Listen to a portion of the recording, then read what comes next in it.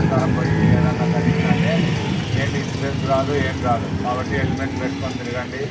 ఇంకొకటి ఎవరన్నా ఈ ఊర్లో గంజాయి కానీ మత్కా రాసే వాళ్ళు ఉన్నా, పేకాట ఆడే వాళ్ళు ఉన్నా మా నోటీస్ తీసుకురండి. గంజాయి అమ్మడం కానీ తర్వాత తాగే వాళ్ళు ఉన్నా కానీ మా నోటీస్ తీసుకురండి. వాళ్ళపైన కఠినంగా గంజాయి విషయంలో కానీ మహిళల పట్ల నేరాలకు పాల్పడే వారి పట్ల కంపల్సరీగా కఠినమైనటువంటి చర్యలు అనేది ఉంటాయి.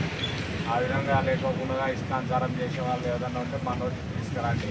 అమ్మాయిలు వేధించేది కానీ ఇంట్లో భర్తలు భార్యలను కొట్టే వాళ్ళని కానీ అటువంటివి ఉంటే కంపల్సరీ మా నోటీస్ తీసుకొని రండి. అదేవిధంగా మీకు ఏమన్నా సోషల్ మీడియాలో అంటే ఫేస్బుక్లలో వాట్సాప్లలో ఏదైనా లింకులు వచ్చి మీకు ఎక్కువ అమౌంట్ వస్తుందనో అట్లా ఏదైనా ఉందంటే అటువంటి లింకులు ఓపెన్ చేయకండి. అవన్నీ ఫేక్ ఉంటాయి. మీ డబ్బు అంతా కట్ చేసుకునే దానికి ఉంటుంది. మీ అకౌంట్లో ఉన్నటువంటి డబ్బులు పోతాయి. మిమ్మల్ని అదే మీ అకౌంట్ని హ్యాక్ చేసుకుంటారు. హ్యాక్ చేసుకొని వాళ్ళు లబ్ధి పొందేదానికి ఉంటుంది. కాబట్టి అట్లా ఏమైనా ఉంటే మా నోటీస్ తీసుకొని రండి. ఏదన్నా ఉంటే తీసుకొని రండి. నెక్స్ట్ ఉంటే మా నోటీస్ తీసుకురండి. తర్వాత వచ్చేసి ఇంకొకటి మీరు పోయేటప్పుడు హెల్మెట్ పెట్టుకొని కంపల్సరీ హెల్మెట్ పెట్టుకొని తిరగాలి. హెల్మెట్ లేకపోగా ఎవరు పోవడానికి లేదు. హెల్మెట్ పెట్టుకోకపోగా ఎవరైనా పోయినారంటే మాత్రం వాళ్ళ పైన ఒకసారి ఫైన్ వేస్తాం, రెండోసారి వెహికల్ సీజ్ చేస్తాం. అర్థమవుతుంది కదా?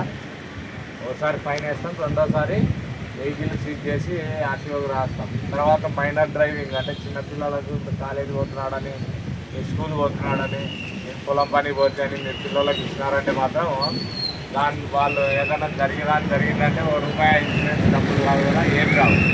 కాబట్టి పిల్లలకు బండి ఇవ్వద్దండి. ఇచ్చి మాకు కానీ దొరికిందంటే మాత్రం బండి సీజ్ అవుతుంది. తల్లిదండ్రుల మీద కేసు రాస్తాము, కోర్టుకు పెట్టాల్సింది వస్తుంది. ఏం చెప్పినా అర్థమైందా? ఏదైనా సమస్య ఉంటే స్టేషన్ రండి.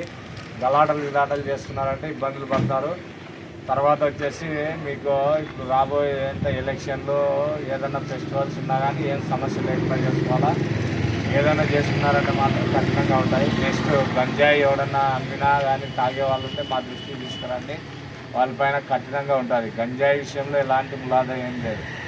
గంజాయి తాగే వాళ్ళు ఉన్నా చేసేవాళ్ళు ఉన్నా వాళ్ళపైన ఇబ్బంది లేకుండా చట్టపరంగా కఠినంగా చర్యలు తీసుకోబడతాయి. రిమాండ్ పంపించేస్తాం. కాబట్టి ఎవరైనా ఉంటే మా నోటీస్ తీసుకొని రండి. అలాగే పేకాట కానీ మట్కా కానీ ఎవడన్నా రాసేవాడు ఆడేవాడు ఉంటే మా దృష్టికి తీసుకురండి.